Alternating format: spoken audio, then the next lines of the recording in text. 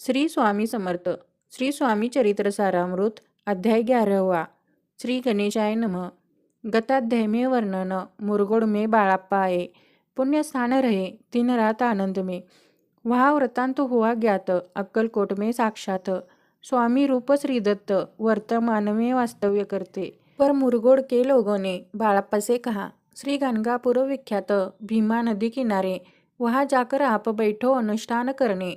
सपने में श्री गुरु आएंगे, जैसा कहेंगे वैसा करो. माना उनका यह विचार. निकले वहाँ से सत्वर. पहुँचे श्री गंगापुर, परम पावन स्थान जो. बाळाप्पा वहाँ आए. स्थान देखकर आनंदित हुए. नृसिंह सरस्वती के चरणों को प्रणाम से वंदन किया. प्रातः समय को उठकर संगम पर स्नान करके जप ध्यान पूरा करके फिर चले आते गाँव में सेवेकरियों के साथ.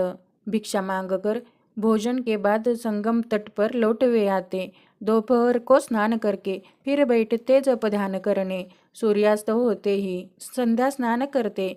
करके संध्या वंदन जप और नामस्मरण. रात होते ही गांव में वापस आते. सद्गुरु प्राप्ति के लिए छोड़ दिया ग्रह सुत कांता. शीतोष्ण की न की चिंता, सदा रहे आनंदित. शीतोष्ण की तकलीफ होती. आधा पेट उपवास, पर उनका मन कभी न हुआ उदास.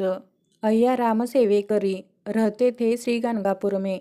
उन्होंने यह देखकर बाळाप्पा से कहा, आप भिक्षा लेकर हमारे सदन में नित्य आइए. जो जो जितना कम पड़ेगा पूरा करेंगे हम. बाळाप्पा ने यह माना. 2 दिन वैसा किया. पेट भर के भोजन किया, पर संकोच मन में आया.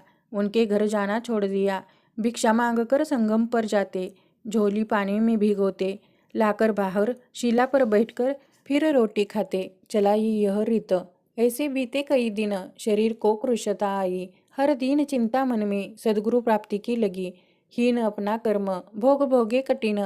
देखे सद्गुरु चरण ऐसा पुण्य नहीं. निश्चित 1 मास बीता. सपने में आई 3 मूर्तियाँ.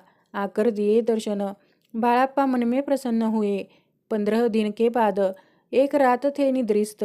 एक ब्राह्मण आया स्वप्न में. आज्ञा की उन्होंने. अक्कलकोट में श्रीदत्त स्वामी जी के रूप रहते. वहाँ जाकर तुरंत अपना कार्य सिद्ध करे.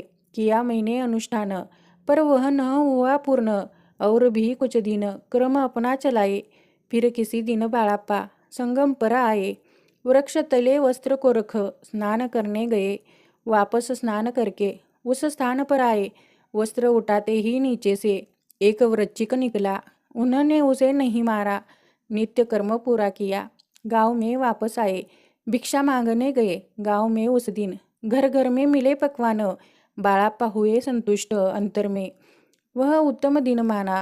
अक्कलकोट जाने को निकले उसी दिन. उत्तम शगुन उन्हें मार्ग में दिखे. पैदल चलते चलते अक्कलकोट दूसरे दिन बाळाप्पा पहुँचे. देखी रम्य नगरी, जहाँ नृसिंह सरस्वती स्वामी रूप में वास करते. जहाँ सब सुख रहते. आनंदमय सर्वत्र. उस क्षेत्र का महिमान कैसे करूँ वर्णन मैं अज्ञान. प्रत्यक्ष जो वैकुंठ भुवन स्वामी कृपा से हुआ. इति श्री स्वामी चरित्र सारामृत. बहुत सी कथा सम्मत. श्रोते सदा श्रवण करे. 11 अध्याय रुचिपूर्ण. श्रीरस्तु शुभम भवतु. श्री स्वामी समर्थ. गुरुमाऊली चरणार्पणमस्तु.